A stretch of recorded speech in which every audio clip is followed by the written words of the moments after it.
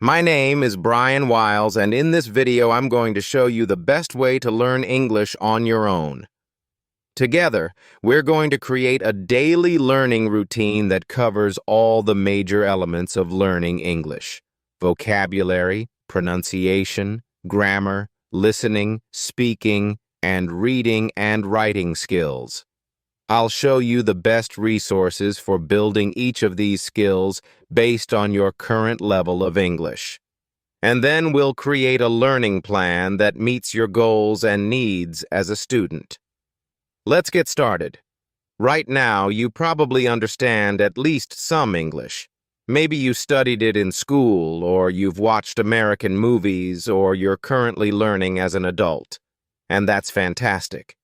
But in order to find the resources that will serve you best, it's helpful to have a clear understanding of your current level of English. And to do that, you can take this free English proficiency test. And I'll put links to everything I'm talking about in the video description box below. After you take the test, your results will be based on the CEFR scale, and you'll receive a score somewhere between A1, beginner level, and C2, which is close to a native level of fluency. Keep your score in mind throughout this video because I'll be recommending different materials based on your current level of English. Before you dive into watching TV shows and listening to podcasts, it's important that you have a core understanding of how the English language works, how to conjugate a verb, how to build a sentence, how to ask a question, things like that. And to build that understanding, you should use one of these two courses. They're both excellent, and they're completely free, and they'll give you all the knowledge you need to continue learning on your own. The only question for you is whether you want to study American English or British English, and I'll talk more about that decision in our next segment on pronunciation. If your English is already at a B2 level or above, you don't need to be using a course at all. At that level, you'll learn faster by focusing on your listening, reading, and speaking skills. And again, we'll talk about building the right routine for your needs at the end of this video. As you probably know, there are many different dialects of English: American, British, Australian, etc. And every dialect has a different pronunciation. I parked my car across the street. The good news is that no matter what English dialect you learn, it's pretty easy to understand the others. 99% of the vocabulary will be the same. The bad news is that all English dialects have some pretty bizarre spellings and pronunciations. So you should study the dialect that you find most interesting or useful. For many people, that's American English. And the YouTube channel Rachel's English has a free course that I highly recommend for anyone who wants to improve their American English pronunciation. As you'll see, Rachel gives clear and concise explanations on how to create every sound in the English language. Your job is to watch those guides, listen carefully, and then record yourself pronouncing the various sounds. Then ask yourself, how did I do? If there's room for improvement, go back to the guides, make an adjustment, and try again. Once you have a solid understanding of basic English pronunciation, you can start practicing a more advanced technique. Vocal placement. Vocal placement refers to the way muscles in our mouths actually shape sound, and it's an important part of English pronunciation. You can use this playlist as a starting point, but eventually you'll begin to hear English vocal placement on your own. When that happens, you can practice by listening to news broadcasts, and again recording yourself and trying to match what you hear. If you're interested in learning British pronunciation, I recommend using this playlist to study basic technique and this one to master vocal placement. If you want to speak fluent English, it's essential that you build a wide vocabulary of words and phrases, And the simplest way to do that is by using flashcards. There are thousands of flashcard tools out there, but I recommend that you use a program called Anki. It's completely free on a PC or Mac, and you can use a browser version for free on your phone. Anki isn't particularly pretty, but it uses something called spaced repetition, which will let you learn as many new words as possible in the shortest amount of time. All you need to do is open up the app and practice every day. If you're currently at the A1 or A2 level, you should practice with this Anki deck. As you can see, each card includes a native audio, so you can also practice proper pronunciation as you memorize new words. Once you reach an intermediate level of English B1 and above, you can move on to this Anki deck, which includes more specific and conversational language at the advanced level, C1 and C2. It's a good idea to start creating your own flashcards based on new words that you hear and see in English language media, podcasts, books, TV shows, things like that. I'll share my top recommendations for each of those categories in just a moment. But first, let's talk about how to master one of the trickiest aspects of the English language: grammar. English grammar is challenging and sometimes quite strange, but with the right kind of practice, I promise that it will start to feel natural over time. And I want to be clear that studying grammar rules does not need to be a part of your language learning routine. If you consistently use the other resources that I talk about in this video, you'll automatically build an understanding of English grammar. But I know that it can be frustrating when a phrase or a sentence just doesn't make sense. So with that in mind, here are my recommendations for learning about English grammar. For beginners, you should rely on one of the courses that I mentioned earlier. They give clear explanations about English grammar in over a dozen languages. For intermediate students, I recommend this free course from Shaw English Online. The host, Esther, covers every major topic in English grammar, and each video includes subtitles in around 10 languages. And for advanced students who want to build an in-depth understanding of English grammar, you can explore this Khan Academy course, which goes into significant detail. It is, however, only available in English.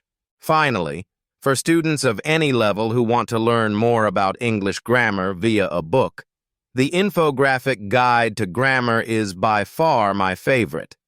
It uses pictures and graphics to explain English grammar, which makes the concepts far more interesting and easy to understand. Listening is arguably the most important skill for any English learner because it's the key to understanding how English is used in the real world. And if you can understand spoken English, it will be much easier for you to read, write, and speak English. Personally, I think that using podcasts is the best way to practice listening in a new language, for reasons that I talk about in this video. So let's talk about the best podcasts for building your listening skills in English. If you're somewhere between the A1 and B1 level, you should use one of these podcasts based on the English dialect that you want to study, American or British. At this level, there aren't many high-quality podcasts to choose from, and these two are far and away the best. Once you reach an intermediate level of English, however, you have hundreds of options. So let's start with American English. Starting at the B1 level, I recommend using the American English podcast. The hosts speak slowly and clearly, and this podcast covers all kinds of useful topics for English learners, common expressions, slang words, cultural notes, etc. At the B2 level, you can try The Past and The Curious. This is actually a podcast for older kids, but the content is interesting and it's very well produced. At the C level, your choices are almost endless.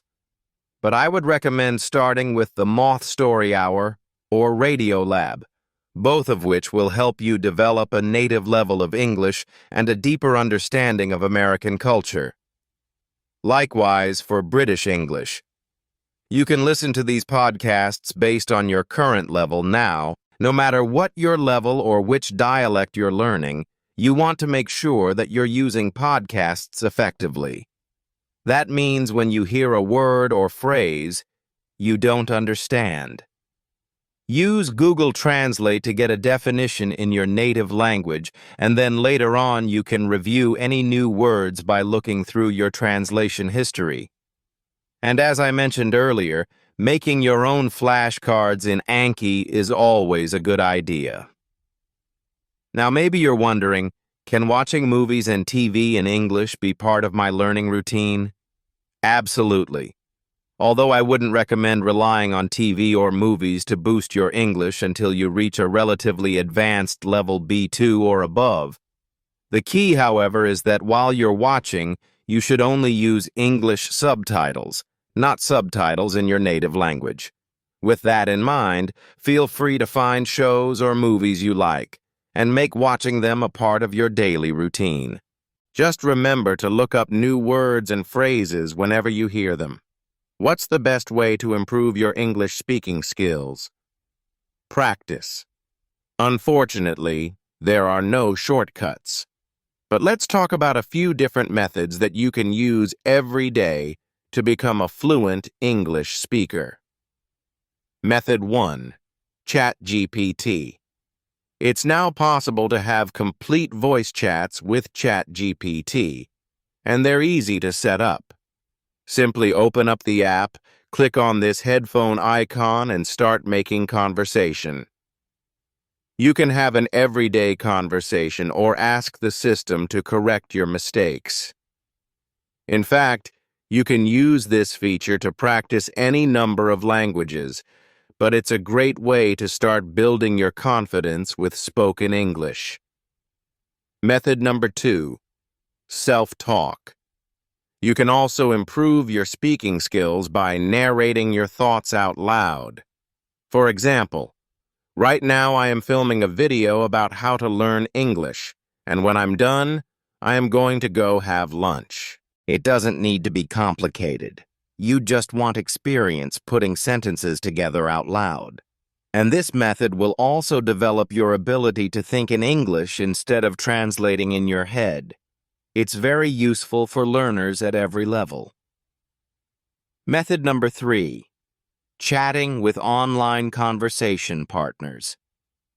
Ultimately, the best way to practice speaking English is by talking with other people, and it's easy to find conversation partners online. And finally, method number 4. Immersion. If you have the opportunity to speak English with someone in the real world, go for it. Whatever your level, as I've talked about in other videos, one of the biggest obstacles to learning a new language is overcoming your fear of saying the wrong thing. But the truth is, if you're waiting until you can speak perfect English before you start talking to strangers, well, that day may never come. So embrace your discomfort and go for it. Learning to read English is a hugely valuable life skill, especially if you plan to work or study in an English-speaking country. And once you reach an advanced level of English, reading can help you develop a native-level understanding of the language. Luckily, there are several websites that offer free reading material in English for students at various levels. Beginners and intermediate learners should check out freekidsbooks.org. Once you're on the site, you can search by age or English level and find free ebooks to download onto your phone or laptop. Advanced learners can also look into Project Gutenberg. This is a massive online database of free English ebooks, including classic literature from writers like Shakespeare and Mark Twain. These books aren't easy, but they're unbelievably rich. And if your ultimate goal is to speak English not just fluently, but in fact eloquently, Reading this kind of material is essential. As with reading, learning to write effectively in English is extremely important for both students and professionals, and AI has made it very easy for anyone around the world to practice and improve their writing anytime.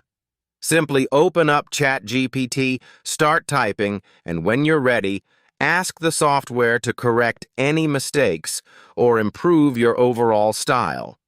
You can also ask GPT to give you writing prompts on a specific topic, say personal health, to refine your understanding in a given area.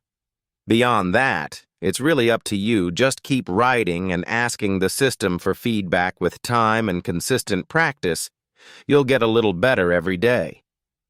Now let's talk about how to use the resources in this video to build a daily learning routine that focuses on the skills you want to develop. First of all, set aside a fixed amount of time every day for learning English. Ideally, it should be at least 1 hour, but you can adjust the timing to suit your needs. If you're a total beginner, you'll want to spend most of your time developing your core understanding of English by using one of the free courses that I mentioned.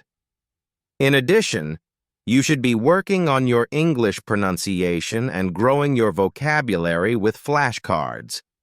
Once you reach the A2 level, you should also start to develop your listening skills by using one of the beginner-level podcasts that I mentioned. At the intermediate level, you can start to follow your own instincts about what's working best. If you like, you can continue to follow your course, or you can make listening the main engine for your ongoing learning. You'll also want to keep building your vocabulary, and you should start to develop your speaking skills via the various methods that we discussed earlier. If you're interested in using English for work or at school, this is also a good time to start developing your reading and writing skills. As an advanced learner, your daily learning routine should follow your needs and interests. Courses are not effective at this level, so you should use both listening and reading resources to make consistent progress. In addition, you should be speaking English every day and seeking out opportunities to make conversation as much as possible. As an advanced learner, it's also a good idea to work on your English writing skills. No matter what your goals, writing will help you see your weaknesses when it comes to English proficiency, which you can then address by making them a part of your daily routine. And of course, all of this can be adjusted based on your interests and goals. Ultimately, the most important thing is that you just keep learning. So do what works for you and keep going. With time and practice, you can absolutely become a fluent English speaker. Thanks for watching, and I hope this video is useful. If you have any questions, please let me know. Bye-bye.